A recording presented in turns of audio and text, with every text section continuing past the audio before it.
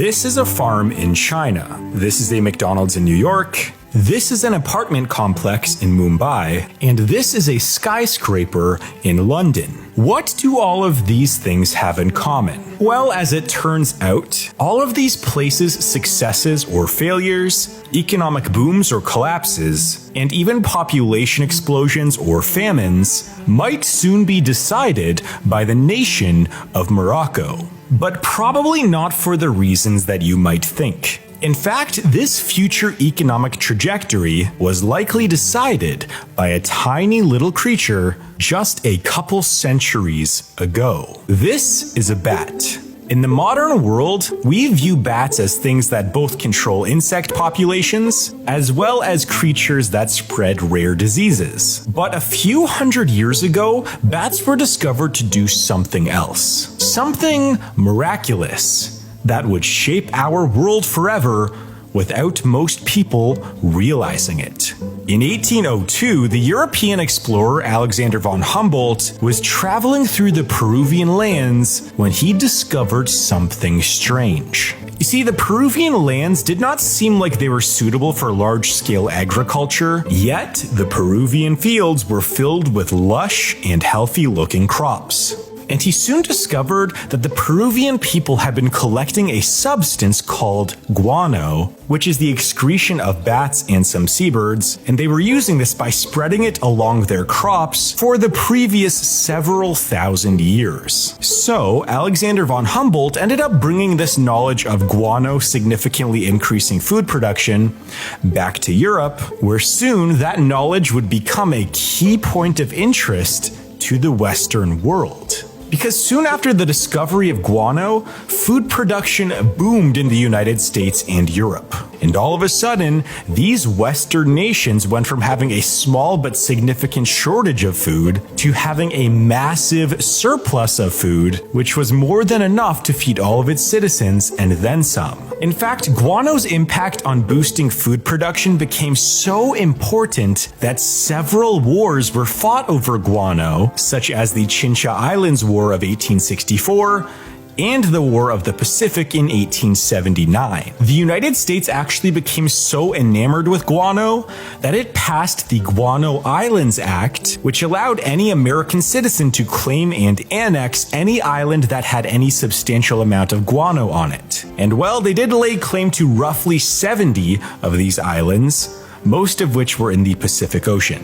Now you see, guano became so important to the economic, population, and industrial growth of the Western world that it arguably became the most vital resource in the entire world. However, in 1913, Fritz Haber would discover a way to synthesize an artificial version of guano that we today call fertilizer. And it was this one event, the discovery of fertilizer, that would go on to be known as the detonator for the population explosion of the world. Soon after, starvation in nations that used fertilizer became rare. The world's population grew from 1.6 billion to 7.7 billion over the next 100 years. Food production and crop yields immediately doubled in many areas that used fertilizer. Nations with typically unsuitable locations to grow food, like northern European countries such as Norway, all of a sudden were able to sustainably grow crops in more areas. And well, eventually every single country's economic and population growth was indirectly caused by the food surplus created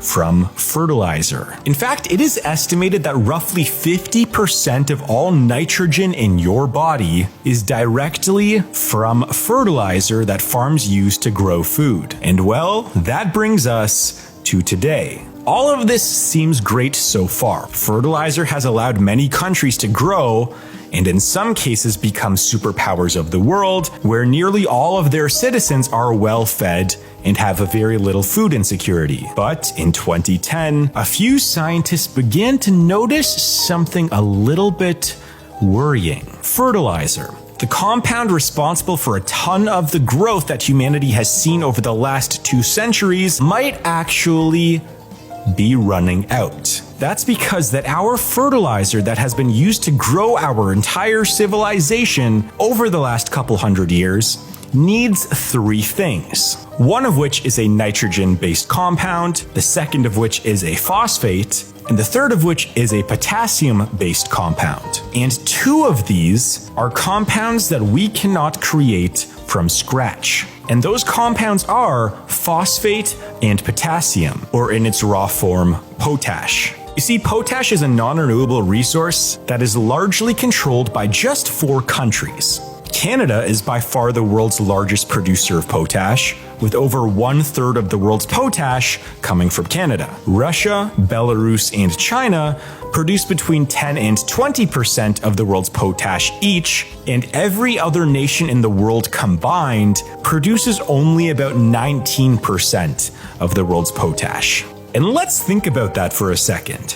Essentially, 4 countries control one ingredient that will dictate who is or isn't allowed to produce fertilizer. And because potash resources are being depleted in these countries, potash will become a more valuable resource as the world's population continues to grow and the food requirements for the world also grow. Now, the world isn't likely going to go through a potash shortage in the next 100 years or so. In fact, our potash reserves could last for several hundred years before we see any shortages. However, phosphate, one of those 3 key ingredients, is a completely different case. You see, since 2010, there's been a hotly contested debate about when, not if, the world will run out of rock phosphate. The United States Geological Survey estimated that we currently have 260 years worth of phosphate left in the earth, assuming that the population doesn't grow at all. And assuming the population continues to grow at a similar rate at what it is today, we have roughly just over 100 years of phosphate left in the earth. However, those are just estimates. That number could be much lower or much higher. But really, we don't even need to know when the world will run out of phosphate, because we are already seeing shortages. And also, we are seeing countries take drastic economic policies to protect their own phosphate. For example, phosphate prices have increased by roughly 80% since early 2020. In September of 2021, China banned exporting of any of its own phosphate in hopes of assuring that it had enough phosphate to produce enough fertilizer to grow its own food for the foreseeable future. But there is one key aspect that I have left out until this point, and that is this. You see, China has the second largest phosphate reserves in the world, as it owns roughly 5% of the world's phosphate. And keep in mind that is second on this list, and it is already concerned about its phosphate supply. Syria has the 3rd largest amount of phosphate at 3%, Algeria is next at just under 3%, and the rest of the world has only 2% or less each per country in terms of the world's phosphate reserves. But then at number 1, there is the country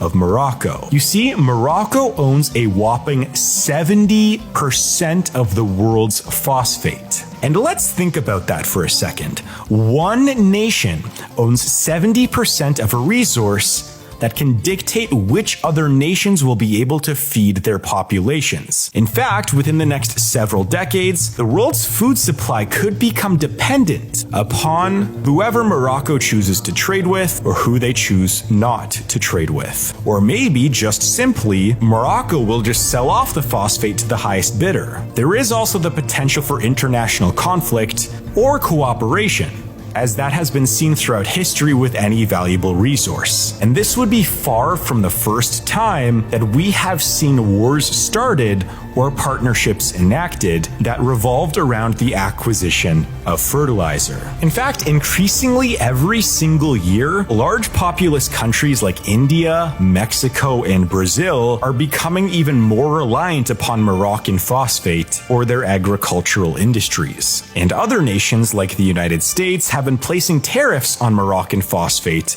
and going in the other direction. Now, it is worth mentioning that peak phosphorus as some are calling this predicament, may not occur as soon as we think. As mentioned earlier, estimates range from seeing significant shortages relatively soon to seeing shortages that occur in several hundred years from now. But this peak phosphorus mentality is actually quite similar to what people were saying about oil in the 1950s. Because back then, many scientists assumed that oil production and reserves would peak around the year 1970. Yet, since then, the world has discovered substantially more oil in places like Venezuela, Saudi Arabia, Norway, Iran, and China. There was also technological innovations for oil, like fracking, which allowed the extraction of oil. All this means is that even though it is predicted that rock phosphates will become significantly depleted over the next several decades, all of those old superpowers that owned a large percentage of the world's resources, like the United States had with oil over 100 years ago, all of those monopolies could pale in comparison to Morocco's monopoly on phosphate and the world's fertilizer.